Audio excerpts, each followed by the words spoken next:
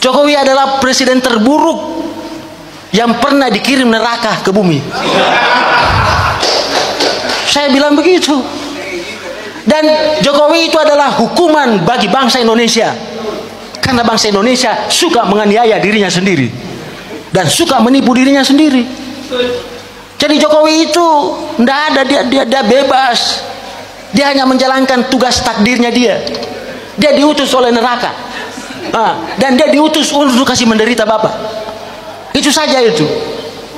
Dan saya menghindar dari situ. Saya sudah selamat. Saya sudah ajak semua orang, tapi orang lain tidak mendengarkan saya. Buku ini hanya membuktikan bahwa di dunia ini memang sebelum Dajjal asli turun, akan dikirim dulu para Dajjal-Dajjal junior. Itu dia mau beritahu Bapak, bahwa akan ada nanti dunia ini bukan menjadi baik, dia akan menjadi buruk ketika datang seorang Dajjal senior. Sebelum datang Dajjal senior, diutuslah para Dajjal-Dajjal junior. Ya termasuk Jokowi tadi. Jadi Jokowi itu adalah Dajjal junior yang dikirim. Itu cuma Bang Nursi tidak mau menulisnya secara vulgar. Saya pahami kalau Bang Nursi tidak mau. Itu orang Indonesia itu. Jadi dia senang sekali itu membicarakan nasib buruknya. Dia senang itu. Coba Pak, dia gembira itu jadi wapresnya itu si Gibran itu. Coba yang ini itu. Padahal kalau dia marah, dia kumpul marah itu, sehari itu bisa lenser Pak. Kekuatan demokrasi itu adalah ketika Bapak sadar untuk berkumpul, untuk berteriak. Sejarah demokrasi adalah sejarah memenggal penguasa. Itu. Jadi ada dua sejarahnya itu. Ketika orang berbicara demokrasi, sejarah menurunkan penguasa dan sejarah memenggal kepala penguasa. Itu intinya demokrasi. Welcome to your channel QNC, berdiri kokoh di tengah. Joko Widodo atau biasa disebut sebagai Jokowi merupakan mantan orang nomor 1 yang pernah memimpin Republik ini selama 1 dekade. Kemunculannya dalam panggung politik Indonesia memang sangat fenomenal dan menyihir banyak orang di tengah-tengah masyarakat Indonesia yang tradisional dan patriarki, di mana nilai-nilai komunal yang dimiliki menjadi tembok pembatas antara rasionalitas, norma, dan etika sosial. Batasan-batasan tersebutlah yang membuat masyarakat Indonesia berulang kali terperosok ke dalam sejarah kelam di dalam berbangsa dan bernegara. Salah satunya adalah saat Jokowi hadir di dalam kancah politik nasional yang dipenuhi dengan berbagai intrik dan permainan skenario busuk di dalamnya.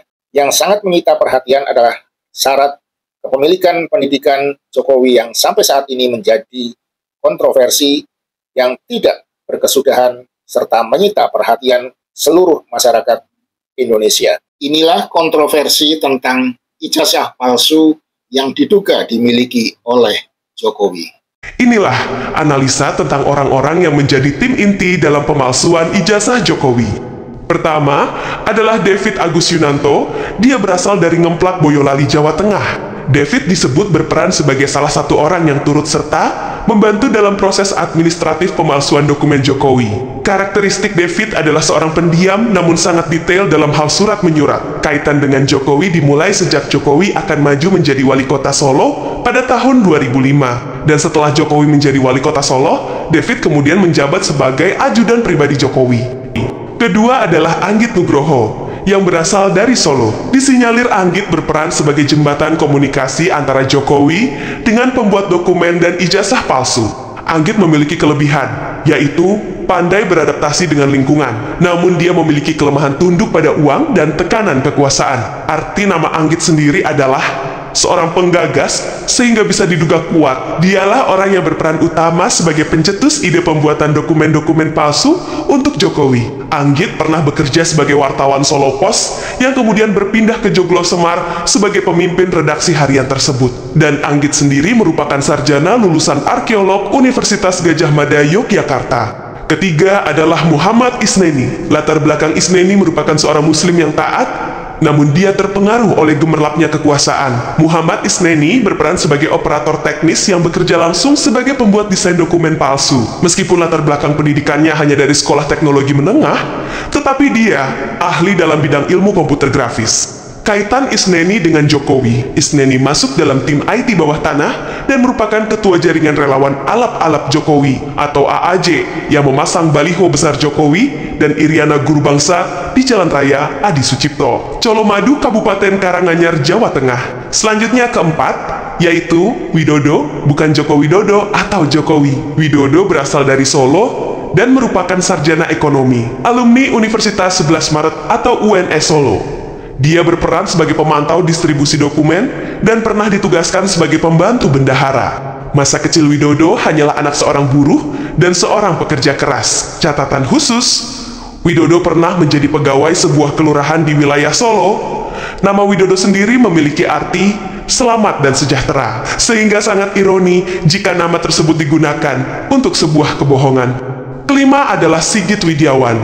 Pria kelahiran Wonogiri 14 Juli 1965 ini masih merupakan kerabat dari Jokowi. Sigit Widiawan yang merupakan sarjana ekonomi Universitas 11 Maret ini adalah suami dari Nining Roni Widyaningsih, Putri Miono Suryo Sarjono, kakak tertua dari Sujiatmi alias Jinem, ibunda palsu Jokowi. Peran Sigit Widiawan adalah penghubung antara tim relawan dengan tim pemalsuan dokumen. Latar belakang Sigit Widiawan adalah relawan Jokowi sejak awal. Sebagai catatan, Sigit pernah disebut oleh laporan beberapa media bawah tanah. Kelebihan Sigit sangatlah loyal pada Jokowi, tetapi memiliki kelemahan tidak pernah bertanya benar atau salah. Dia hanya mengikuti arus yang mengalir. Catatan tambahan, Sigit merupakan karyawan BUMN Karya pada tahun 1994 sampai 1997 dan menjadi kepala perpajakan divisi produk beton pada PT Wijaya Karya Persero.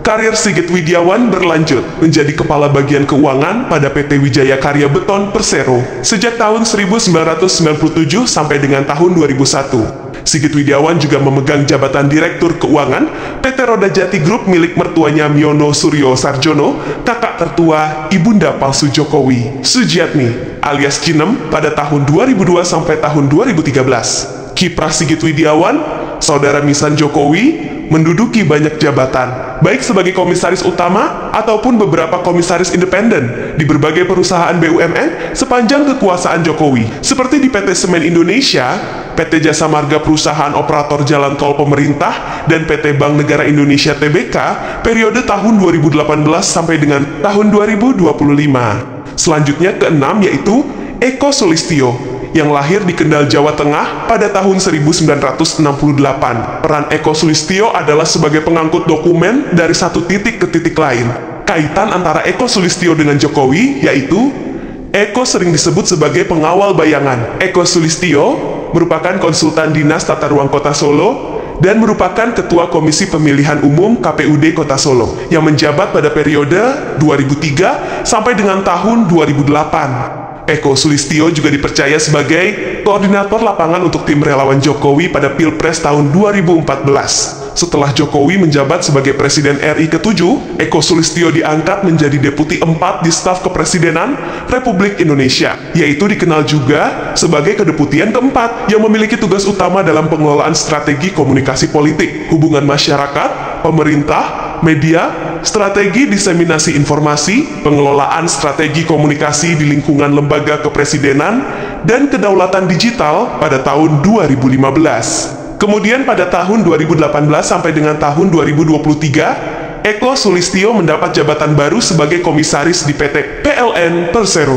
Eko Sulistyo mengundurkan diri sebagai komisaris PT PLN pada Oktober 2023 setelah dia ditunjuk sebagai wakil ketua tim pemenangan nasional Ganjar Mahfud pada Pilpres 2024 lalu. Eko Sulistyo merupakan lulusan dari Universitas 11 Maret Surakarta dan dia juga tercatat sebagai aktivis tahun 1998. Padahal pada tahun 2014, Eko Sulistyo dipercaya sebagai koordinator lapangan tim relawan pemenangan Jokowi. Ketujuh, nama lengkap Paiman Raharjo. Paiman adalah ketua relawan Jokowi pada tahun 2012. Latar belakang Paiman merupakan aktivis lokalan Solo yang ahli berorasi, tapi cenderung licik. kaitan dengan Jokowi, yaitu keduanya sangat dekat pada saat pencalonan Gubernur DKI Jakarta. Paiman Raharjo terlahir di Klaten, Jawa Tengah pada 17 Juni tahun 1967. Dia adalah akademisi yang pernah menjabat sebagai Wakil Menteri Desa, Pembangunan Daerah Tertinggal dan Transmigrasi atau Womendes PDTT. Sekaligus Paiman Raharjo tercatat menjabat sebagai Rektor Universitas Mustopo beragama pada periode 2022 sampai dengan 2027. Ia merupakan lulusan STM Budaya Matraman, Jakarta Timur. Paiman mendapatkan gelar Sarjana S1 Ilmu Administrasi di Universitas Mustopo Beragama, serta gelar Sarjana S2 juga diperoleh di Universitas Mustopo Beragama. Dan selanjutnya, gelar Sarjana S3 Paiman didapat di Universitas Pajajaran. Pernah menjabat sebagai komisioner PT Food Station Cipinang Jaya. Selain itu, Paiman juga pernah mendapat jabatan sebagai komisaris independen di PT Gas Negara. Paiman Raharjo merupakan penulis buku berjudul Tukang Sapu Jadi Profesor, Jejak Langkah dari Solo ke Istana 2004 sampai 2005. Persiapan Jokowi mencalonkan diri sebagai wali kota Solo. Jaringan relawan dan tim dokumen dibentuk secara diam-diam, fokus melengkapi dokumen identitas, pendidikan, dan legalitas politik Jokowi. Tahun 2007 sampai 2012, pada periode ini, Jokowi berhasil melakukan pencitraan sehingga dikenal sebagai pemimpin yang merakyat. Sementara itu, tim ini diduga terus bekerja untuk membersihkan jejak-jejak masa lalu Jokowi. Sebuah dugaan kuat menyebutkan bahwa Jokowi tidak memiliki ijazah sekolah menengah atas yang asli dan sah. Pada tahun 2012 sampai 2014, Jokowi bersiap menuju DKI 1, tim dokumen kembali bekerja. Dilaporkan ada penyesuaian dokumen ke dalam sistem digital. Pada periode ini, nama-nama seperti Paiman Raharjo dan Eko Sulistyo mulai intens melakukan pertemuan dengan tim hukum partai. Pada tahun 2014 sampai dengan tahun 2024, saat Jokowi menjabat sebagai presiden 2 periode, dokumen-dokumen lama Jokowi kemudian dimasukkan ke dalam arsip dokumen resmi. Menurut laporan dari beberapa aktivis menyebutkan bahwa ada pemusnahan beberapa dokumen lama, dan menurut penuturan dari beberapa mantan relawan anonim menyebutkan bahwa kami diberi uang dan diminta untuk diam. Kejahatan-kejahatan yang ditutupi adalah sebagai berikut. 1. Yaitu pemalsuan dokumen, ijazah palsu SD, SMP, sampai dengan ijazah SMA atau sekolah menengah atas, dan juga akta kelahiran Jokowi yang juga diduga dilakukan revisi atau perubahan. Kedua, adalah penyalahgunaan kekuasaan yang dilakukan oleh Jokowi, mengangkat relawan menjadi pejabat tanpa kemampuan dan kompetensi, melindungi pembuat dokumen palsu dengan memberikan jabatan. Ketiga, melakukan intimidasi terhadap para pihak pelapor. Para aktivis dan jurnalis yang membongkar kejahatan ini mendapat tekanan. Contohnya adalah Bambang Trimulyono yang dipenjara sampai sekarang dan disiksa. Keempat, yaitu manipulasi sistem hukum dan pendidikan.